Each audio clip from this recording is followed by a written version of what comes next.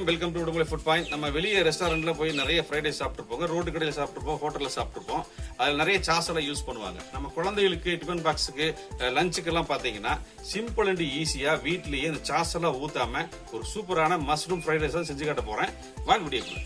இப்போ இந்த fried rice செய்யறதுக்கு நான் இந்தியா கேட் பாஸ்மதி அரிசி எடுத்துருக்கேங்க. இது 2 தடவை வாஷ் பண்ணிட்டு ஊற வச்சிருக்கேன். இப்போ நம்ம தண்ணி காய வச்சிடலாம். இப்போ இந்த சாதம் வேக வைக்கிறதுக்காக ஒரு பாத்திரத்துல தேவையான அளவு தண்ணி எடுத்துருக்கிறேங்க. இதுல கொஞ்சமா உப்பு சேர்த்துக்கலாம். கொஞ்சமா உப்பு போட்டுக்கலாங்க. கொஞ்சமா ஆயில் ஊத்திக்கலாம்.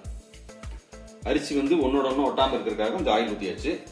இப்போ இந்த தண்ணி கொதி வந்ததுக்கு அப்புறமா இந்த அரிசி சேர்த்துக்கலாம். இந்த தண்ணி நல்லா கொதிக்க ஆரம்பிச்சுங்க. நம்ம அரை மணி நேரத்துக்கு முன்னாடி ஊற வச்ச பாஸ்மதி அரிசி சேர்த்துக்கலாம். பாஸ்மதி அரிசி இல்லாதவங்க பொன்னி அரிசி கூட ஊற வச்சு செய்யலாங்க. பாஸ்மதியில் செஞ்சோம்னா கொஞ்சம் ரைஸ் நீள நீளமா பாக்குறதுக்கு அழகா இருக்கும், டேஸ்ட் கூட கொஞ்சம் கூட கொடுக்கும். இப்போ இந்த ரைஸ் ஒரு 90% வேகட்டும், வடிச்சு எடுத்துட்டு அப்புறம் காமிக்கிறேன். இப்போ ரைஸ் பாருங்க ஒரு 90% குக் ஆயிடுச்சு. நம்ம இறக்கலாம். பாருங்க ரைஸ் பாருங்க நல்லா உதிரி உதிரியா வடிச்சு எடுத்தாச்சுங்க. அடுத்தது ஒரு பேன் வச்சு நம்ம ஃப்ரைட் ரைஸ் செய்ய ஆரம்பிச்சிருவோம்.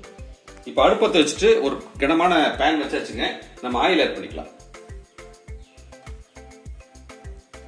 இப்ப பட்டர் வச்சிருந்தீங்கன்னா பட்டர் யூஸ் பண்ணுங்க, ஃப்ரைட் ரைஸ்க்கு சூப்பரா இருக்கும். நான் இப்ப ஆயில் தான் ஊத்திருக்கேன். இப்ப எண்ணெய் சூடானதுக்கு அப்புறமா கார்லிக் சேர்த்துக்கலாம். நறுக்கின கார்லிக் சேர்த்துக்கலாம். அடுத்தது நறுக்கின இஞ்சி தூண்டல் போட்டுக்கலாம். இது கூட நறுக்கின வெங்காயத்தை சேர்த்துக்கலாம்.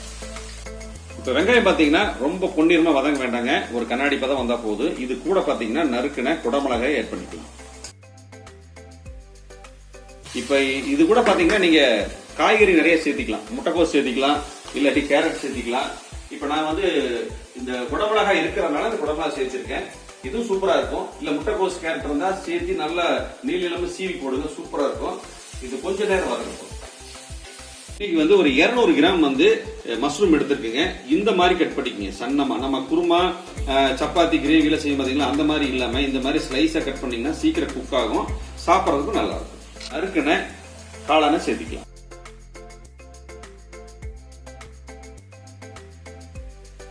இப்ப இது தண்ணியெல்லாம் ஆட் பண்ணாதீங்க.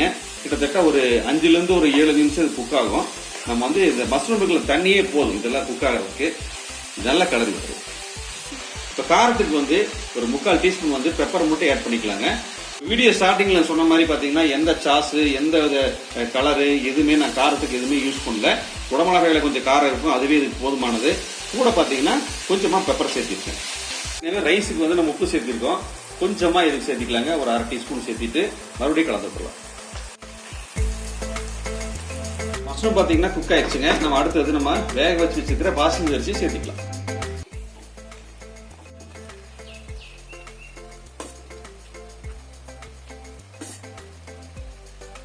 ரைஸ் நான் சேர்த்திருக்கேங்க. நம்ம மறுபடியும் கிரேவி அதிகமா இருந்தா மறுபடியும் ரைஸ் சேர்த்திக்கலாம். ரொம்ப உடையாம ரைஸ் உடையாம கிளறி விடணுங்க. ரைஸ் நீள நீளமா இருந்தாதான் பாக்குறதுக்கு அழகா இருக்கும். இப்ப ஏற்கனவே பாத்தீங்கன்னா பெப்பர் அளவா தான் யூஸ் பண்ணிருக்கோம், நீ கொஞ்சமா போட்டுக்கலாம். சேர்த்திட்டு ஒரு தடவை கலந்து விட்டுக்கலாம். ஃபேண்டாஸ்டிக்கான மஷ்ரூம் ஃப்ரைட் ரைஸ் ரெடி ஆயிடுச்சுங்க. எந்த சாஸுமே ஊத்தாம சிம்பிள் டிஷ் சொல்லி கொடுத்துருக்கேன். இப்ப கொஞ்சமா ஃபைனலா கொத்தமல்லி இலை தூவிக்கலாம். பாருங்க பாக்குறதுக்கு எவ்வளவு சூப்பரா இருக்கு பாருங்க.